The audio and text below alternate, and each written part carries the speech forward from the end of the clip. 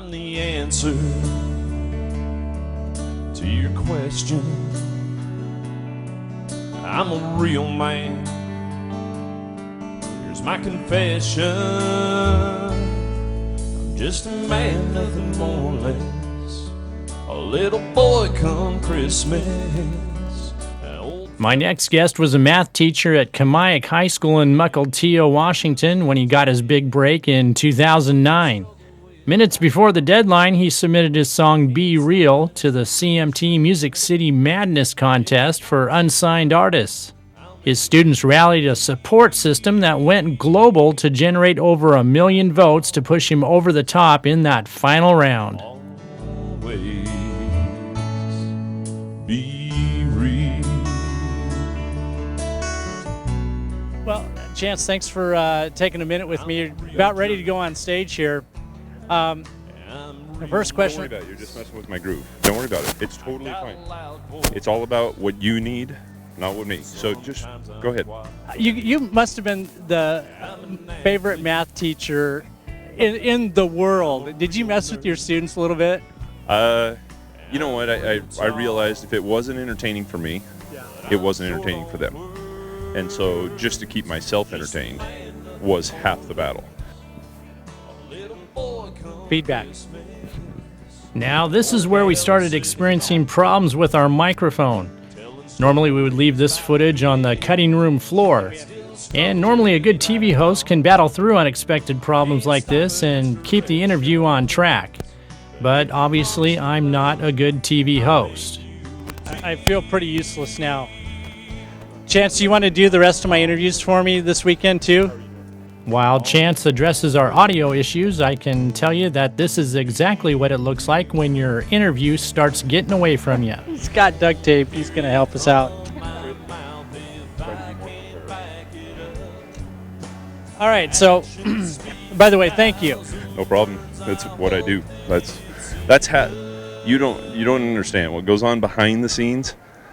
90% of it is travel, problem solving, troubleshooting, putting out fires. I mean, 10% of what I do is actually getting on stage and performing. It's just like, that case that has all the gaff tape and everything, that's like a mom's purse, Baling wire, duct tape. Yep, paper clip, just enough to make a bomb. We mentioned that students rallied over 1 million votes for Chance in the CMT Music City Madness contest. Evidently, is the worst-kept secret in the Pacific Northwest.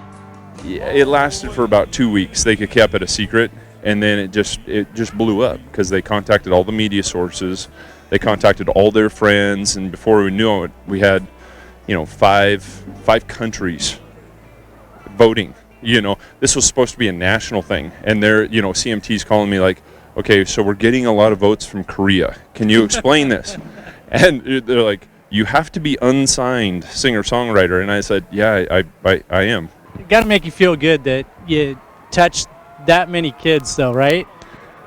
Let's get one thing straight. I never touched any kids, okay?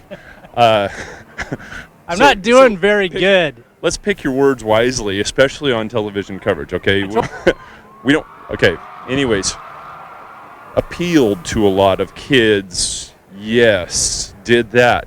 Touched, no, never. And it's not going on air like that either. All right, so I'm going to open it up for you. What do you want to talk about here?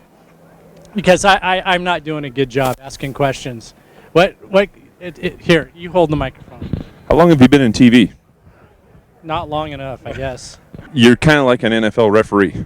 How do they train for that? Have you ever seen that commercial? That is an awesome commercial. And the guy's wife. Yeah, she's just right there. Yeah. In his ear. It fades from the NFL coach that's to the wife. That's the best commercial. It is. It's one of the top 10 commercials ever made. So, are we about on? We're ready. Oh, okay. Thank you so much. I'm sorry. Okay. Good luck. We'll see you. Oh, I might need it.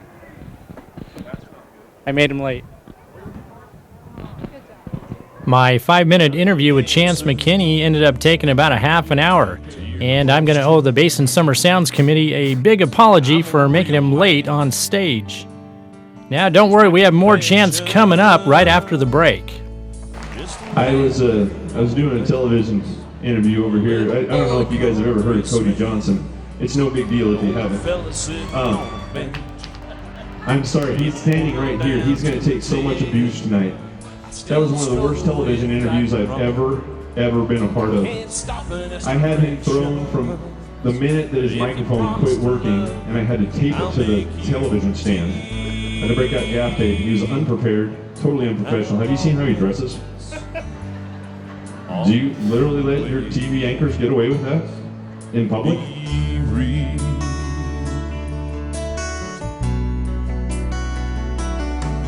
I'm a real jerk.